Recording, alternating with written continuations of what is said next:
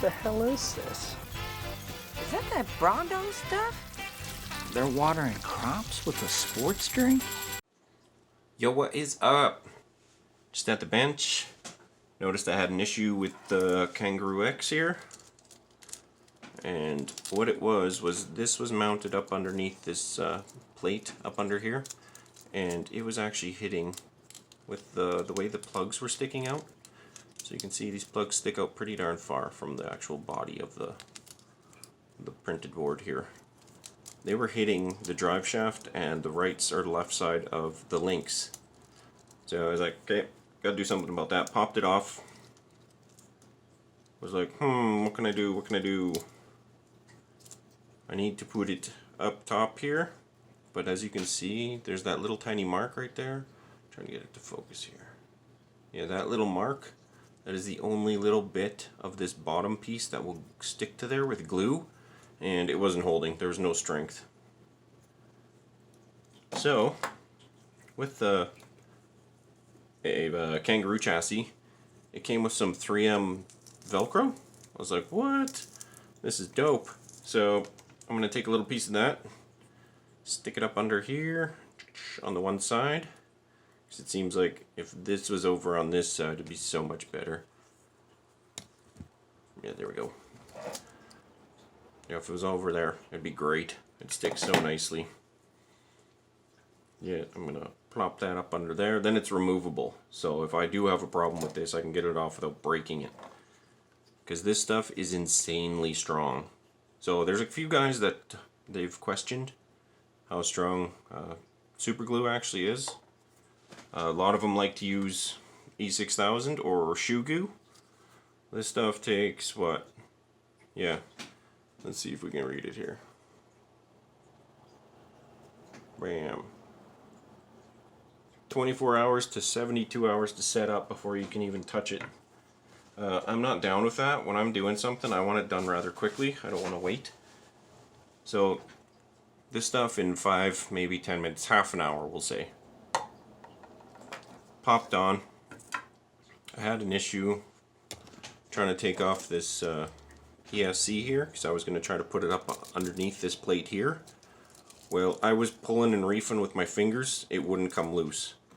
So I had to grab the screwdriver and pop it off. It ended up busting the bottom where it was glued on. This is part of the ESC, the plastic from the ESC. So a hole, I don't know, about that size is ripped off the bottom of the ESC. That's how strong this stuff is. Like it says up here. Incredibly strong. Like this stuff is the way to go. A few minutes. It's not like your normal super glue where it's like water, non-viscous like that. It's like super thick. It's fantastic stuff and it's insanely strong. So get some of that. It's quick. It's cheap. You get lots of it. Lasts a long time. All my little trailers are built with it. No piece has ever come loose. Like I've tried to rip off the axle on the one. Let's see here, this guy. Yeah, so I had this is the log hauling trailer. I ripped off a piece from underneath and the wood came apart. Like, this stuff is crazy strong. I highly recommend it. So what I'm going to do now is take a little piece of that Velcro, put it on, put it up underneath, see how she works. Times in. So you can see that little piece of Velcro is stuck right there. Come on, man. Bam. Gonna put another one kind of like up here somewhere, you know, good spot. Stick it to it, call her good. Yo, there it is. So it's nice and stuck there now. It's got some give, so if I do need to get these plugs because this bar's kind of in the way, I can move it. But that Velcro it's fantastic, man. Keeps most batteries in. And then I can take this guy and go whoop, right in the front there and lock her into place. So that's totally sweet. Sucks that that's exposed now, but I'm all about performance. So That's fan-frickin-tastic. Got a couple wires up front. I can move them around if I need to. Like, let go. I flip this one around backwards. Bam. Then haul those wires back and meet up underneath. Like so. Boom. Gets wires out of the way. Still looks decent. Get that full flex because I flipped out the frickin' shocks. As you can see, it's a nice tiny spring in there now. Man, this camera is just peeing me off. Alright, there we go. Got the camera back. See a nice tiny spring in there, so it sits really low. I took out the rear mega stiff black ones. Like with the 58 mils, they're like reversed for some reason. Or the 48 mils, I can't remember which one it was. But gold was the softest and black was the stiffest, unlike all other shocks out there. So you can see how low it sits. I think it was sitting like that before. Now it's like, yeah, it's nice and low. So I thought I was going to have to use those little spacers on the shocks, but turns out I didn't need to. Yeah, good stuff. Get yourself some of that. It's probably the best thing for these little trucks. Crazy strong. That's completely held together by it. That guy is too. That was the first one. Let go. Let go. Let go. Oh, there we go. So this guy is totally held together by that glue, and it is crazy strong. Like I could throw this thing all freaking day. That's a little loud, but yeah, it's not coming apart. That's next level stuff. You don't need to waste your time with that. Taking 3 days. Yeah, just use some of that. It is so good. Yeah, anyway. That's a little thingamadoer just did. Oh yeah, so this rig right now is coming in at 240 grams, as is. These guys right here, these are its tires. These are 300 grams.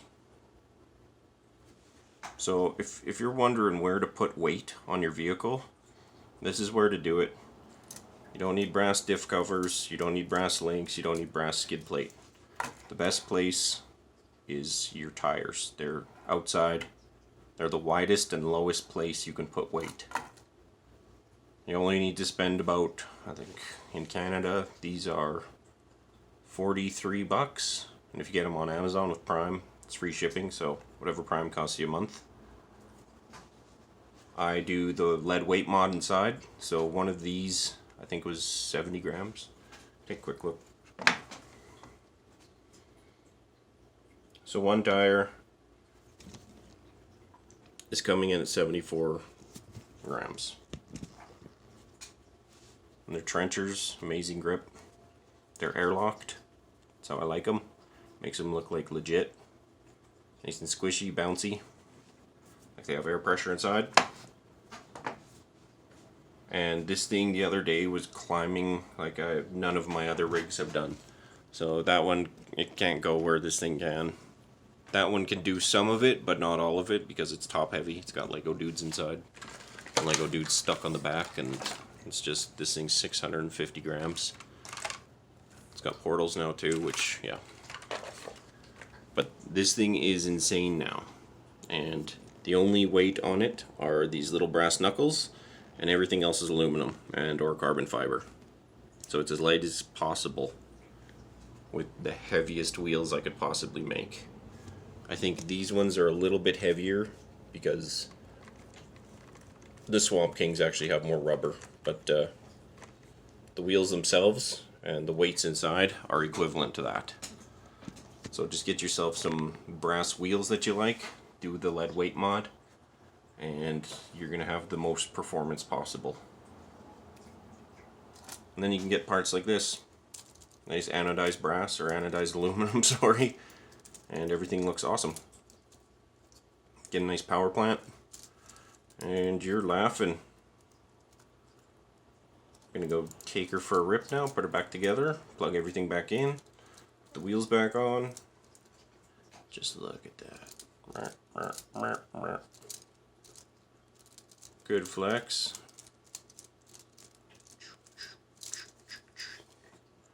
Not too bad, not too bad. I dig it. Anyway, laters. The Brondo's got what plants crave. It's got electrolytes. So wait a minute. What you're saying is that you want us to put water on the crops. Yes. Water. Like out the toilet?